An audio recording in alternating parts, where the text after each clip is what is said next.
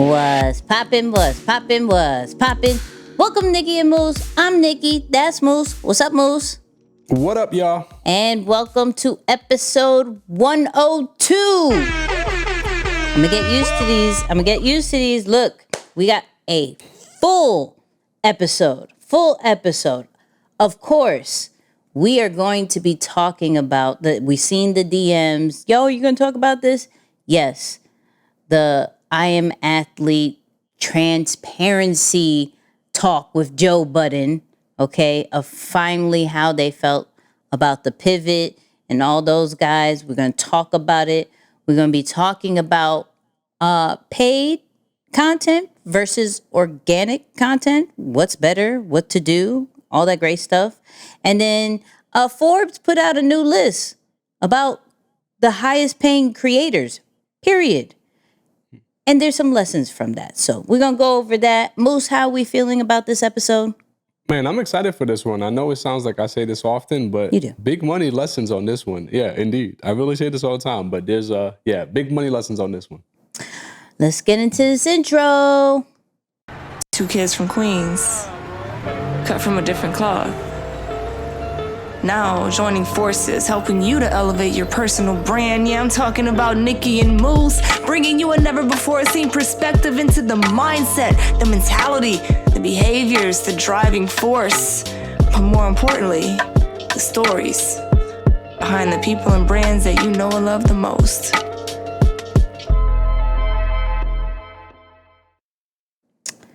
And of course, this episode is sponsored and powered by ECAMM Live, the number one all-in-one streaming platform that allows us to create this podcast. So you can stream now on multi-channel, so YouTube, Facebook, Twitter, Twitch, all in one. You can record your audio separate, whether you have a guest or not, right? You could do the transitions. You could do all of that all through ECAMM Live. So go to www.nickyandmoose.com/ECAMM for your free 14-day trial. Yes! Hey. I get excited. I always after got to get I a say little... that.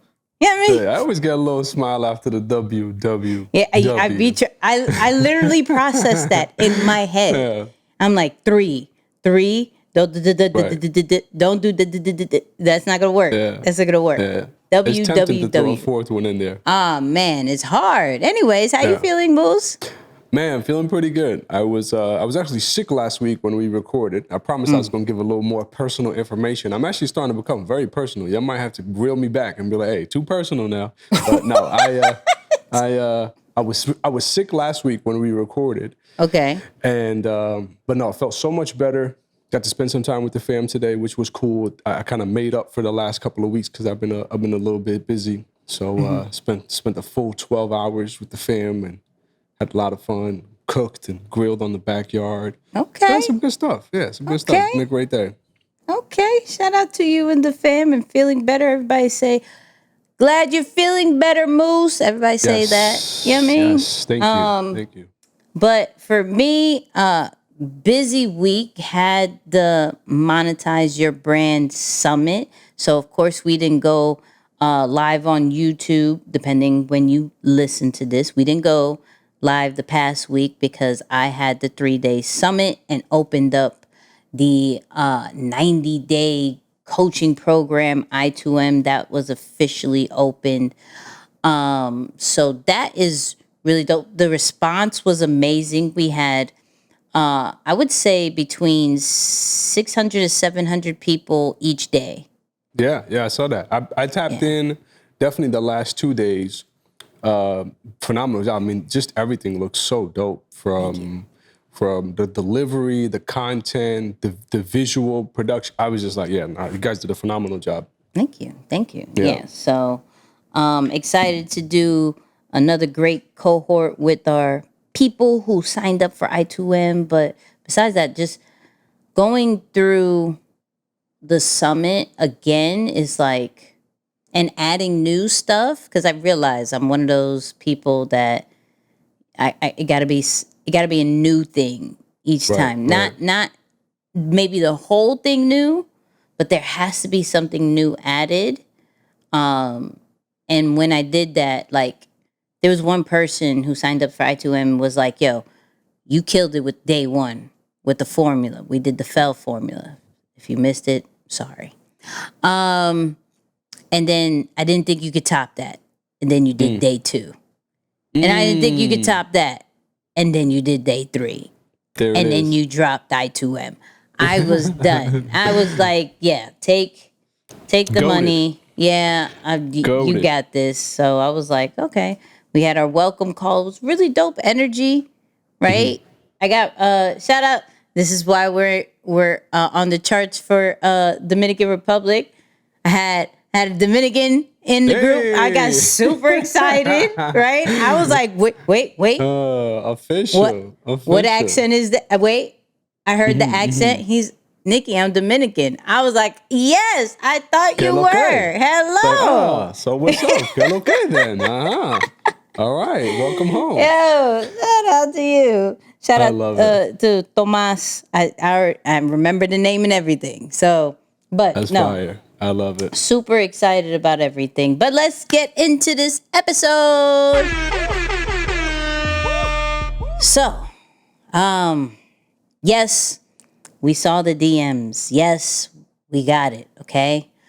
Brandon Marshal, I Am Athlete, has finally came out to talk about the breakup. So now, as we know, the pivot, which consists of Fred, Channing, and Ryan, right, have been very verbal since probably day one about the breakup and why they left, the whole nine. So we've only heard one side. Well, now finally, months later, here comes Brandon Marshal and giving his side. Now I have a whole theory of why he came out this way and things like that. I don't know. I didn't talk to him personally, right? But want you to hear the clip. I'm going to give my theory. I definitely want to hear what Moose says. But yeah, here goes the clip. I didn't know. I came as a homie, as a brother. Yo, we can sell a show. Here's what happened. I say, look, guys. I talked to my agent, WME. Everybody can bust it down. You know how we talk, bust it down, bust it down. This is how much it's going to cost us, the investment for the production for season 1. Is this crowd of them? Everybody, yeah, we in a meeting. We in a meeting. SA's involved too, so boom. We all sitting there. It's gonna be about 100 and something thousand, about 35,000 a piece. But if y'all don't choose to do that, then here's a per show episode fee. From the beginning, Fred was like, you know what? I believe in ownership. Channing said, his exact words, I like security. I don't really like to take those chances or whatever. I'm gonna take the per show fee. We break through. That 100-something thousand investment that we said it was gonna take, it turns into like 600, 700,000. So Fred after one of the shows, like, yo, let's tighten up the business. Cool, bet. But when we sit in the office and he like basically like, yo, I want X percent. I'm like, I don't, like, bro, like everything changed because the investment was bigger.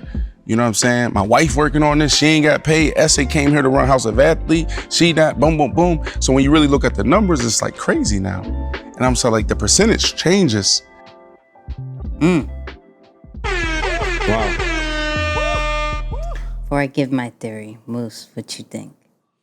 Man, very interesting clip. I don't know that I have a theory to mirror yours. I'm actually excited to hear what your theory is. But I think just standard practice is what I took from it, because I really enjoyed the full episode, to be honest. I think there was a really cool, just almost relationship or tone that came away from it.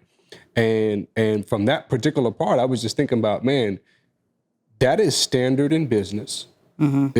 It sometimes happens, and you overshoot a budget. Rarely ever do you undershoot a budget. Rarely ever do you say, hey, we're gonna go for 100. Yo, we only spent 70. I'm about to give you back 30. I mean, that rarely ever happens. But you're always going to overshoot a budget. But to 5x or 6x that budget, I mean, I don't know, of course, the details of how much time and all that was involved. Mm-hmm. But I think my thing is at the end of the day, I got to go back to the concept of communication. I think it's okay to overspend it, but if you went into it with someone who was saying, oh, I'm an owner in this or I'm a partner in this, you should have revisited those dialogues along the way just to avoid that surprise of, sorry, bro, can't do what we thought we were going to do. Which, by the way, is completely fair game. If you thought you were going to spend 1, you ended up spending 10, and the business makeup has changed as a result of that, that is fair play. I'm not against that at all. But I'm just saying, I think, and I think, I don't know if he spoke to it at some point, but yeah, definitely just communicating that along the way. Hey, y'all, so we're about to go back in for this. What y'all want to do? And continue to upgrade that makeup throughout is, probably one of the things that I would say for those of you who are listening and you're entering partnerships and all that stuff, keep that journal and keep it open so that, people are tuned in on the same page, and that stuff is water under the bridge ultimately. So ultimately, if you were Brandon, how would you have done that so other people can possibly, take the right route when it comes to partnerships and, the communication that you're speaking about? Yeah, I mean, so low-key, this has flight assessment issues written all over it, or like a flight assessment Shout out scenario. to the flight assessment. Yeah, flight assessment scenario. Flightassessment.com. Written all over it. Yep. Flightassessment.com. I don't know if you took it. Put that out there. I heard it. You may need to recently. You might need to. Yeah. You may need to, but we talk about that another time. Yeah, a little later. But no, I get, so for example, typically whoever's in that head seat or the leader, and to be honest with you, all of that aside, the one with the biggest vision and the one who has the most drive and passion to make that vision a reality sometimes has to go without having to stop every way or at every pit stop and say, hey, everyone, I just want to tell you guys that we're about to spend some more money, right? It's like, bro, I'm out of here. Driven. I'm driven to make, I need to make this thing happen. I'm going to update you when I finish the race. How about that? Let me not update you at every pit stop, but I'm going to update you when I finish the race. But because of what I've learned about different personalities not feeling the same way or thinking and seeing life and or business the same way, it's easy for them to feel excluded. It's easy for them to feel as though things are disorganized or they might be getting cheated on, whatever the case may be. So my thing is, when big, drastic changes have to be made to the makeup of a business, send an update. Hey, fellas, just want to let you know, here's what we're coming up in, here's what we're coming against next. This is what it's going to take. Do you guys want to continue the same way? Or do you want me to just maybe add it to the balance? Whatever, right? Right. And of course, everyone is going to feel differently. I don't know that anyone is going to feel comfortable with, say, the lead person continuing to put in the money and whoever's involved says, yeah, just put it on my tab. It's like, well, it kind of doesn't work that way, right? Like, that's not the true makeup of the ownership. You got to kind of put it in together unless the business is making money. And so you're taking from the income and you're reinvesting from the income. Cool, that keeps everything apart. But I would say at least just at those big turns, put it out in some form of group communication. I like the text threads, to be honest with you, because it almost serves as, say, a written reminder. So, oh, you never told me that. Hold up. Let's just go take a look. No, I'm quick with receipts. I just want to send you a screenshot real quick. This is in our thread. I'm quick with receipts. And hey, if you miscommunicated something, you could say, hey, my bad. Actually, the number was this and I wrote that. There's a typo, but at least there's a written reference of it. So I think at the end of the day, that keeps things clean. No one can be upset about it. And you got to make it happen. But the concept of more drive or clarity on a mission, I don't know that you can, I don't know that you can really do anything about that. That's just a matter of, I'm going to move and I hope y'all can see it. Okay. I ain't mad at that. Now, I wanted to make sure the business talk was taken care of because I have a whole theory about this. Whole theory. All right. Talk about it. So, first and foremost, I think Brandon Marshall is a genius. If this is the strategy that happened, right? Mm-hmm. So, he played a very big high road on this whole situation. He didn't really say much in the beginning, right? Allow them to say whatever they need to say, have the, painted a picture however they wanted to do that. Now, with that, he understood probably, and this is all theory, people, that I'm going to lose some people, but I want to concentrate on building out behind the scenes with the House of Athletes, with all the network stuff that I'm working. So you go make the rah-rah over there. I'm going to work behind the scenes, still get some really good interviews. And then there's going to be a time, right? And the time was recently, and got Joe Budden, which was strategic because if you're going to talk about breakups, he had one of the biggest breakups as well. So two people who had the biggest breakups of podcasting on one spot to talk about it. Now you're bringing in two different audiences who may have liked Joe Budden, may not, may have been feeling Brandon Marshall, may not, right? And then put him on one platform, be transparent. So now people who left is like, oh, now hearing your side, I can understand. So now it brings some of the audience back while no one's talking about it no more. Both podcasts are very successful, this, that, and the third. But okay, we're about to make some major moves. We're about to go on tour. Let me do this play real quick to possibly get some of the people back. And then boom, I drop this. I'm giving the thing. I'm not saying anything negative about them because honestly, I don't feel anything negative about them. But I am going to be honest because I understand the pure connection to an audience is transparency. And that's something that I had left out in the beginning to now bring it back to bring some people. If he did that strategy, I think he's a genius. I don't think this was by chance at all. That's a bar, though. You heard what you said? I don't.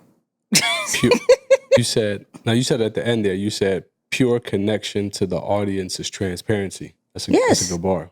It's true. Yeah, it's true. You could be the expert all you want. So he was putting out interviews after interviews and interviews, and it looked low key like if it was a competition because Pivot had great interviews.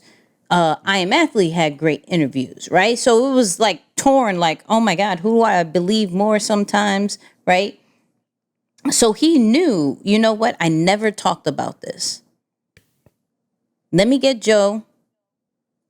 Let's talk about this. And then let's exchange and double it back because he went on Joe Budden's podcast and talked about it again. Yes. I saw that. Yeah, I saw that. I didn't listen, but I saw a little clip of him in that. He's making a run now. He's making a run. He was on Breakfast Club. I don't know if he talked about it on the Breakfast Club, but he was on Breakfast Club. He's making a run because he's doing certain things. I think like I said, I think he's going on tour. He's moving different, right? And it's really cool to see that and how he even broke it down. I love how he broke down, okay, this is how much it is going to be an episode, right? Because if you pay attention to I Am Athlete, it is high quality. It's a whole production. Mm-hmm. It's not what we have, even though we make this look good, right? It's not what we have. It's not just a simple, like, set up some cameras, sit down, keep it moving. No, they have a whole production joint. I'm like, okay, all right. That should cost a good amount of money. Then putting it into consideration with merch and everything. All right, whatever you invest, you'll get back maybe a little bit more. Yeah. And actually the point that I'll make too, and I want to ask you a question on your thought on this, but he made a great point where he said, if you don't have something to offer, right, as part of what the show is becoming, you're going to almost feel as though you're left out because you simply don't have somewhere to funnel that traffic to, right? So let's say you put up an episode like the one you did with, I don't know, Lil Wayne or whomever. He had a lot of great guests. Yes. But you put up an episode like you did with one of those guys, and you get millions of views. Yes. And if you're repping House of Athlete, if you're repping maybe the chefs, and you're trying to do something for those people, there's traffic, there's attention of at least maybe one person saying, yo, let me go check out this person, what they got going on, right? But if you have nothing going on, quite frankly, you miss out on some opportunities. And that's probably where it becomes a little bit more alarming to you. You feel as though you're not getting your end of the bargain. But my question to you is, do you think that there's maybe a gap in some of the co-hosts and their understanding of business because of maybe the era that they come from versus Brandon Marshall and his creative mind as far as like, I want to create this new narrative and create a locker room feel for athletes. Like, it's very futuristic, right? It's not the traditional, oh, let's do black and white real estate. It's like, okay, you can, those type of business people, and I'm not throwing shade at different types of business people, but I'm just saying, if you come from a different era, you understand business is very black and white. But some of the business in the creative world is completely different, right? It's not similar to what business in the traditional sense is. There are some things that you kind of don't know in the beginning. You actually have to create it. That's why it's called a creative endeavor. So I'm just wondering, like, do you think that the different thought process on what business is, one being extremely creative, like Brandon Marshall involved in fashion and some of these other concepts, versus some of the others who are traditional, like I think he said one of them was on radio. Yeah. Like they had very traditional methods versus some of the stuff that he was involved in. Could that have clashed, the business views or whatnot? I don't think so. I mean, it's possible, but I do know that he was very transparent of, I don't know what I'm doing. I don't know what I'm doing. And so I could only be transparent about what I offered. He said he came in with a one-pager. This is what is being offered. I don't honestly know what I'm doing. But if it's not being discussed in that beginning part, I'm going to go. Like, I'm just going to move. I'm going to front the money as much as I need. Like this, I believe this is going to work. So I'm going to make sure it works. You come through at the end, depending when you come through, some things has changed. People have been added. We have grown this, right? So I don't know if it's about traditional and creative. I think it's just it's a new space and no one knew anything. Yeah. Right? Yeah. So even if you were very business minded from a traditional way, some of that is still going to transfer.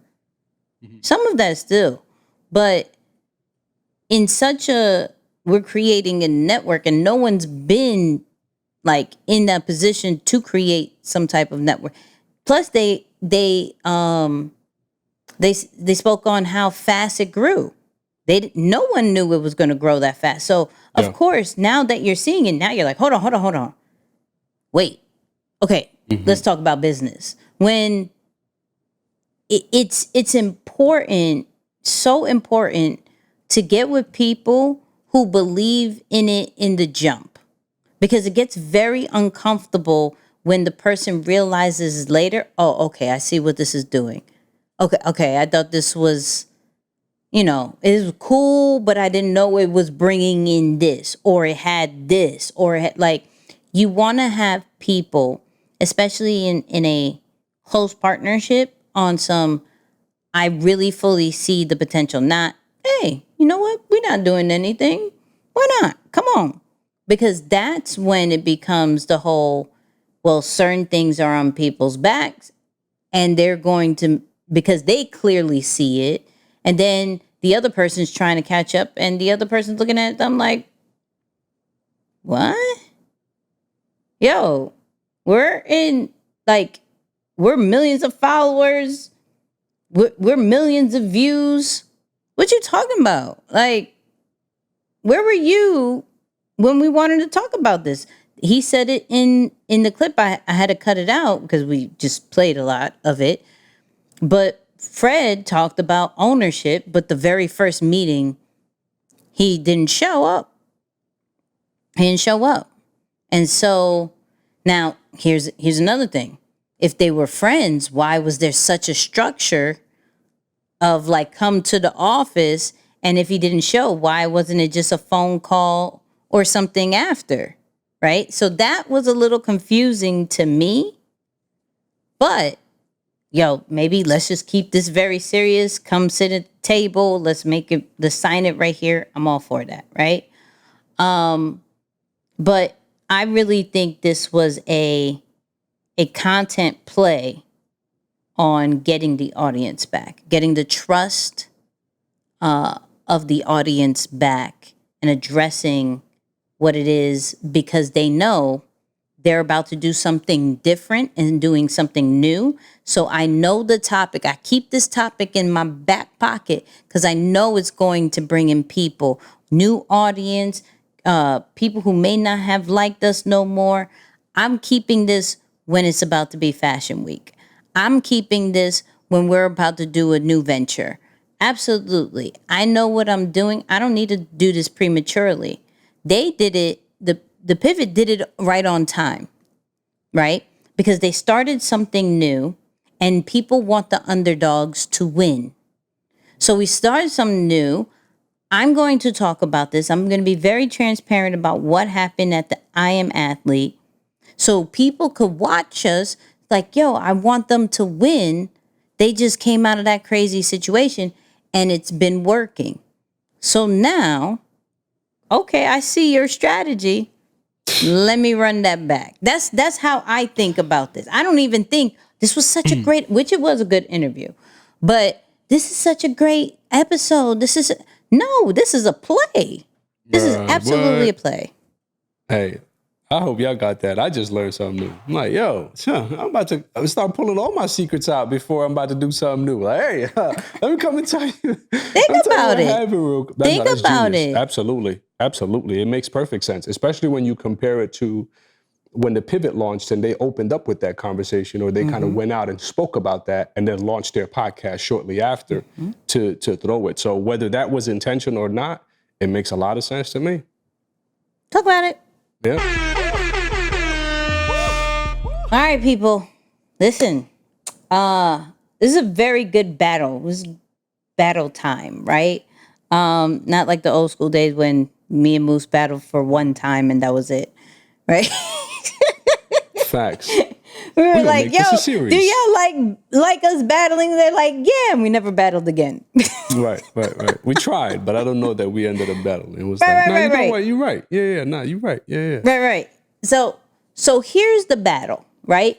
Paid content versus organic content, right? Do we pay ads for everything that we're doing, or do we go through the organic route? Now, Alex, how do you say his last name, Moose? Hermosi. There you go. Alex him, right? He said Alex him. Yeah, that right? guy, what he said. Yep, absolutely. No offense, Alex. I'm sorry. I'm just bad with names. But Alex dropped this TikTok that was really dope that I sent to Moose about organic and how much he pays to create content. So let's watch this. Us to put out the stuff that we put out right now across all platforms for Layla and I costs about $70,000 a month. That's to put out roughly 160 pieces of content a week. You're like, oh my God. I'm like, I know, it's a lot. So if I were to just pay for the impressions, it would cost me about $2 million a month to get the impressions that right now cost me about $70,000 a month. I have a lot of cost savings doing it organically. The lever on that though is how good you are. Now, the battle is the paid one. because shout out to Marcus, aka him 500. He said, I built $1 million business, all organic with no paid advertisement, is one of the dumbest statements I hear entrepreneurs say with glory.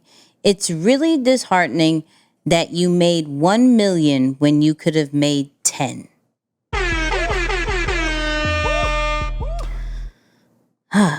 Let's discuss. Okay, let's discuss. All right. So, how I feel about organic and paid is you use organic until you can't, but you created a position for yourself on social media as deemed expert of that niche and that market to then put paid ads to keep you on top, right? That's how I look at an organic and paid kind of situation. I don't think either one is right or wrong. Like, you have to pay regardless, right? Now, if you're starting, I don't believe go start with creating content and doing paid ads off top. Correct. I don't believe in that just because, first off, you don't even know what you're paying for, right? Second, you're now getting in a flow of the only time you're going to see growth from followers is through paid. And there's a lot of things you can do organic to grow your following. Just some people don't have patience. I just don't feel like paying for people. That's just me, right? I did think how much he pays for content is crazy. But how much he makes, not like how much he puts out a day, a month, it makes sense because he's all over the place. Like, I see him on YouTube. I see him on TikTok. I don't necessarily see him on Instagram because I don't follow him, right? But the places I do see him and the people who's he's associated with, I'm just like, yo, you are everywhere. But that's the point. My organic content is going to be everywhere. My paid ads is going to end once I stop paying. My organic content could last forever. And that's what I love about organic content, because you put it out there. It may not hit right away, but something could happen and it could blow up and there's nothing you could do about it. It's like, whoa, where did this come from? Can that happen with paid ads? No. Once that campaign is done, it's done. But I do believe every business should get to a point where you do paid ads. Because like I said, it will keep you on top of the mind and in front of people, because we do live in this very algorithm kind of vibes. So if you are trying to sell something, having a certain kind of campaign, absolutely put money behind it if you have a campaign going. Now, if you don't have a campaign going, absolutely not. For what? For what?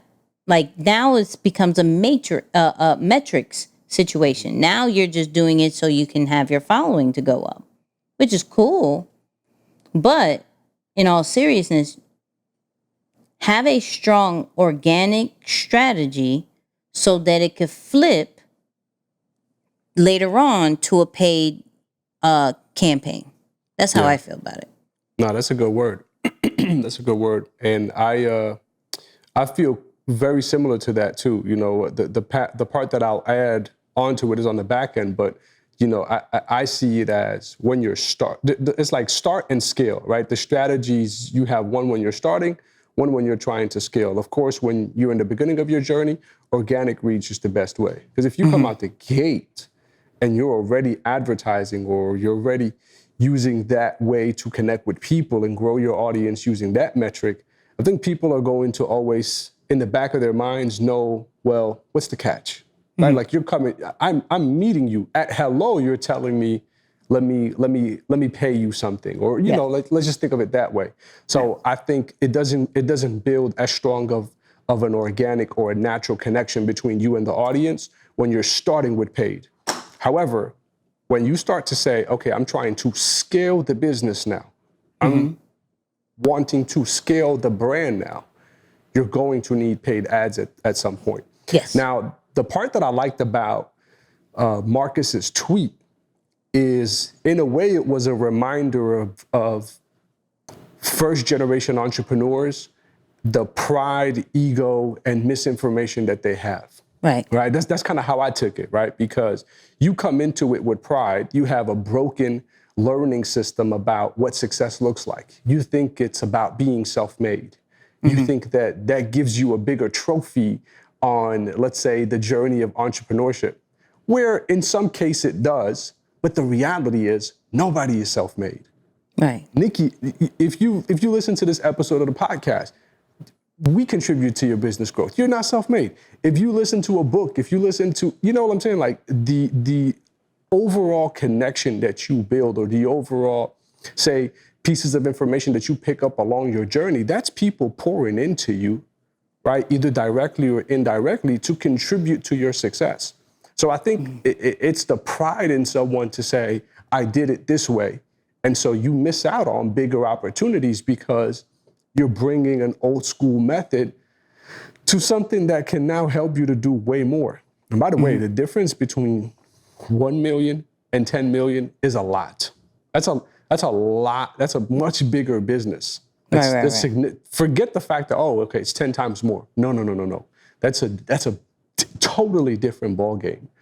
7 versus 8 figures. So yeah, I think that was the part that stuck out to me. It was like, oh man, a lot of us need to, you know, of course, when we get to that level, like, forget about pride and ego and all that stuff and update your learning system to figure out what's new, what's really happening now, because you can utilize those vehicles and help scale your business significantly faster.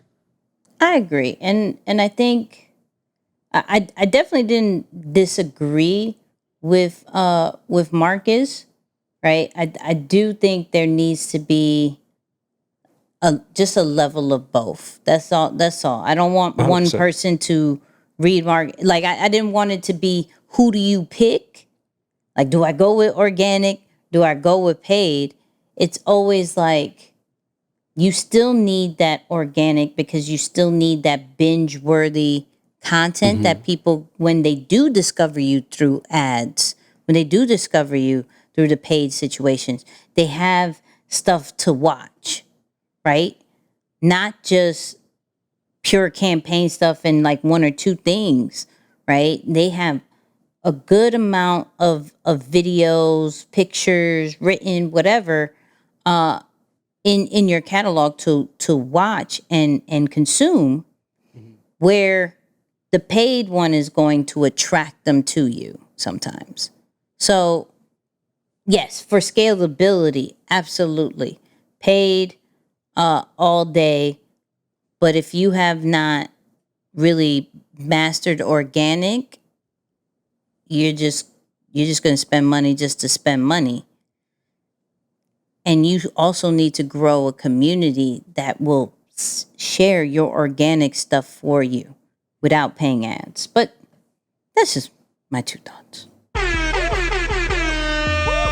But since we're talking about content, Forbes came out with a whole brand new list, okay? The top creators of 2022, right? 2022? Yep, 2022. Came out. And when I say big numbers, okay? Of course, number 1 is Mr. Beast. Of course, right? He made, what, 54? Let me look. $54 million, right? Of course, we have, was it Charlie, what is it, D'Amelio? D'Amelio. I think that's how you say it. That's how you say it? Sounds about right. I'm not sure. All right, y'all know I'm bad. I'm bad with names, but I'm working on me. Okay, I'm working on me. 17.5 million, right? And they have, like I said, 49 creators on this list. The great thing about it is that it breaks down yes, they make their money off of TikTok, off of YouTube AdSense, off of Instagram, but a lot of them have their own businesses, right? And that's the important part when you do read this article, if you do, that when you hear these high numbers like 54 million or whatever, it's not just YouTube.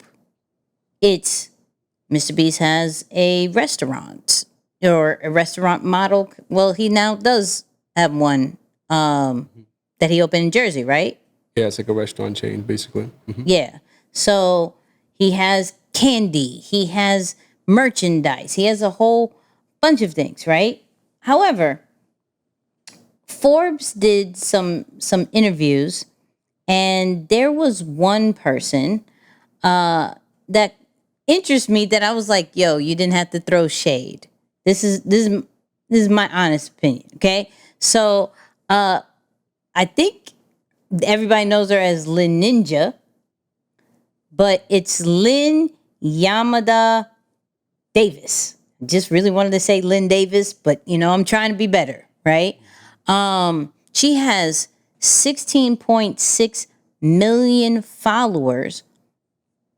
Engagement rate 4.47. They said she has the highest engagement rate on the list, but she's supposedly only making $170,000. With that amount of following, Forbes was actually like trying to throw shade, like, you that's all you're making?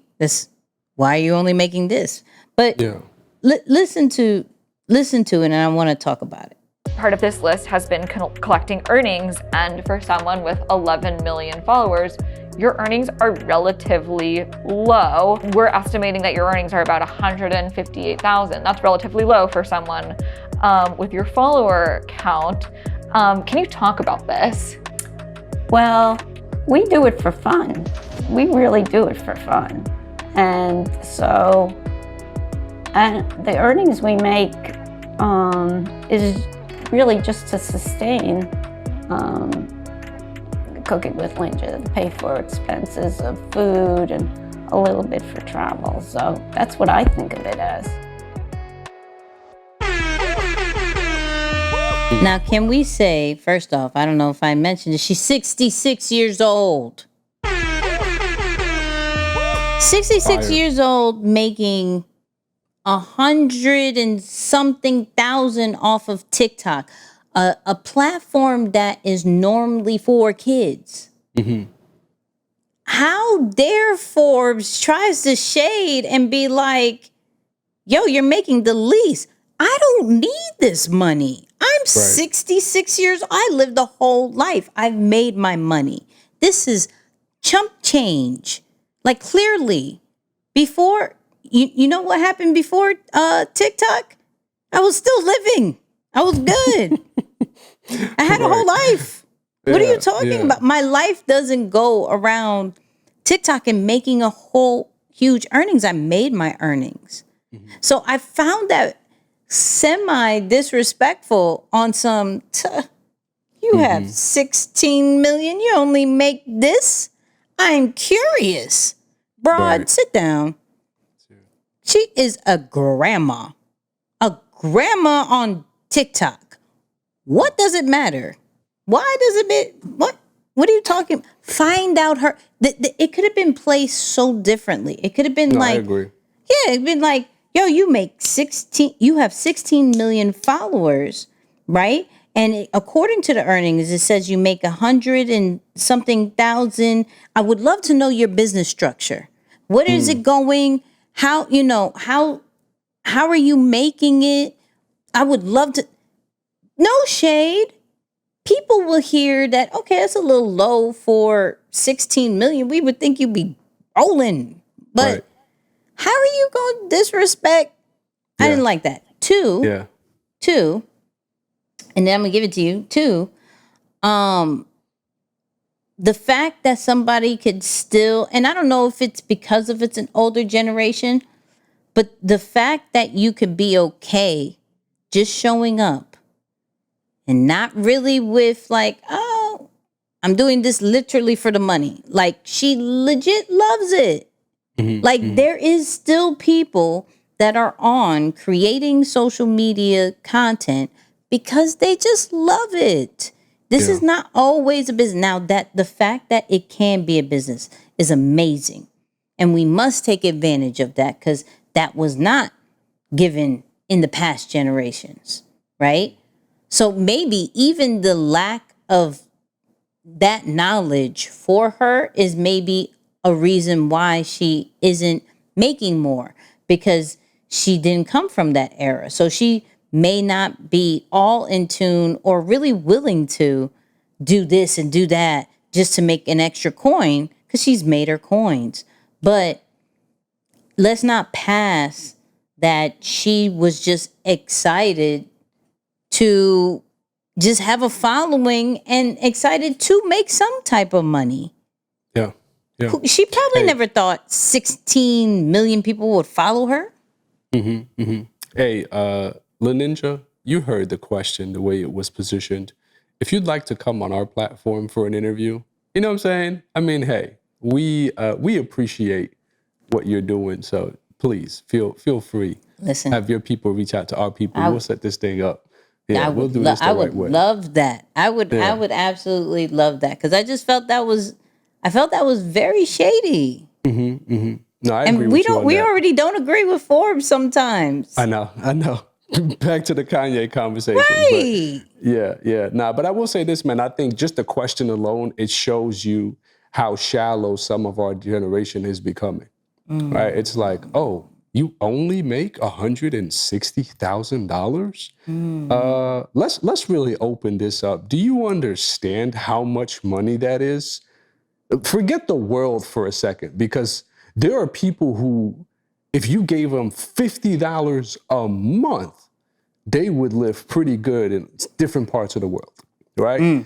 In America, there are people who don't make $160,000 in 5 years of work, let alone 1 year of work, right? So I love the perspective of her response, because she's letting you know, I just enjoy this. This is not a business, but I don't want to do it and come out of my pocket. Right. Bare minimum, I should be doing it in a way and having my efforts pay for what I'm doing. You know, it reminds me of a lesson that Josh Hatch used to always talk about openly and kind of shared with me. He says a lot of people are better off making $70,000, $80,000 and not going into $200,000, $300,000, $400,000, $500,000 or even $1 million because of the lifestyle change that amount of money comes with. A lot of people think that you can go from making $60,000 a year to making $500,000 a year, and everything in your life is going to stay exactly the same. Right. It's not. Your demands are going to increase. You're going to have more pressure, probably more stress, right? Unless you're super strategic with how you scale from $60,000 to $500,000 a year, and you built it in a very unique way so that it doesn't, explode and come with all the extra turmoil that it often does.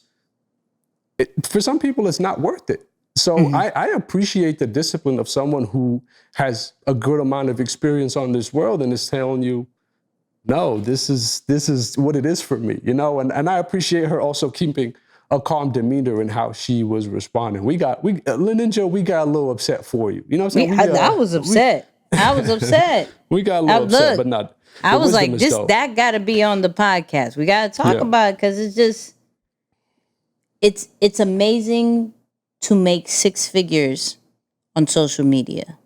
It's amazing. Regardless of your following, the fact that you can make 6 figures is major. And that doesn't need to be downplayed just because of somebody's following account. Yeah. Like it doesn't. Like that means they may have not expanded all the different streams that they could do. Maybe they just rely on TikTok. Maybe they just rely on YouTube. They don't have to go and create their own business, their own businesses and things like that. Like what we've realizing is that, I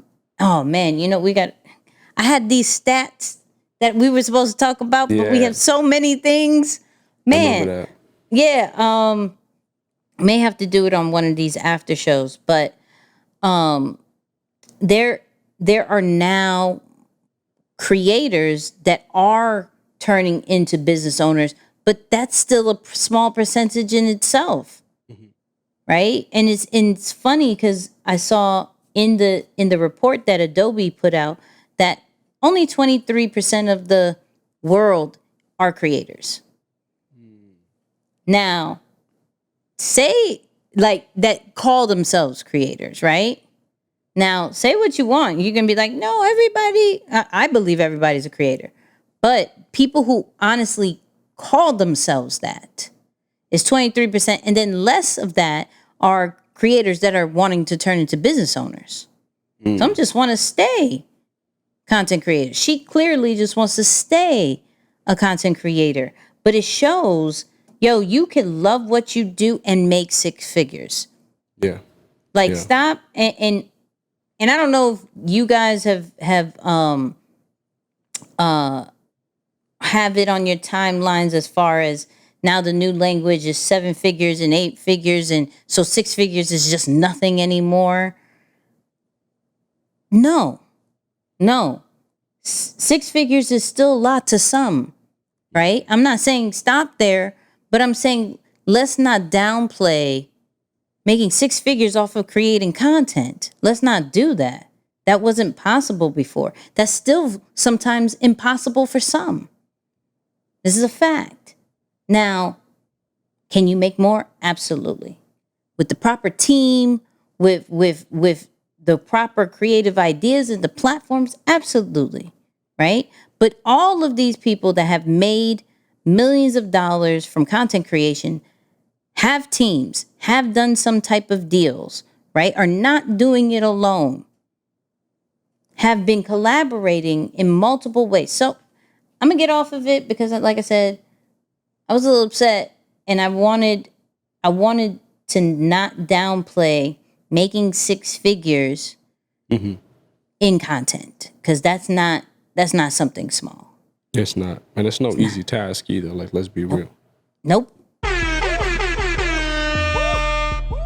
Now, this last segment is really dope because it pretty much gives you a little baby blueprint of how to make viral videos. So one of the creators on the list was called Michael Lee, right?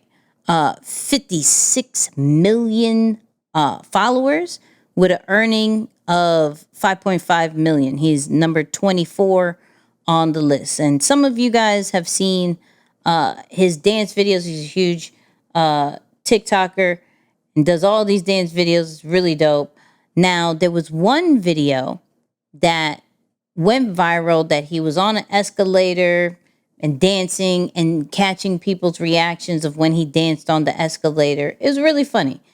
Now, Forbes asked, what makes that a viral video? And he breaks down the blueprint. Let's talk about it. The composition, the trend was already hot.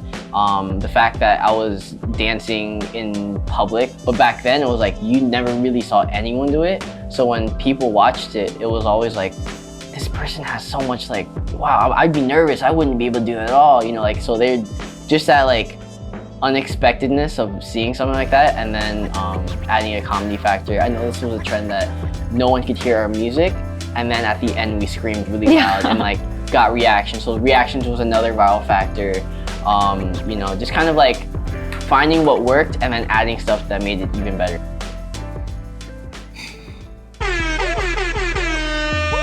What you learned, Moose? What you learned? No, I love that there's a formula to it. You know, as much as we think some of these dance videos are, just somebody being silly or having fun, or that's all they care about. It's like, no, there's some people who are actually really thinking about a lot of the different elements, and it's literally a creative expression for them, or almost a creative production, if you will, because of all the different layers that go into it. So I think it's definitely one of those things that's like, yo, appreciate other people's art, man. Not everything that you can't do is simply silly because you don't care about it. It's like, no, it's like when you think about art, right? Like, I still don't understand art, but there's a lot of people out there who do, and are obviously seeing a lot more value in it versus the average person. So it's a reminder for that, and I think it's also a reminder for business owners to think a little bit deeper into their own things and say, how can I take the ordinary and maybe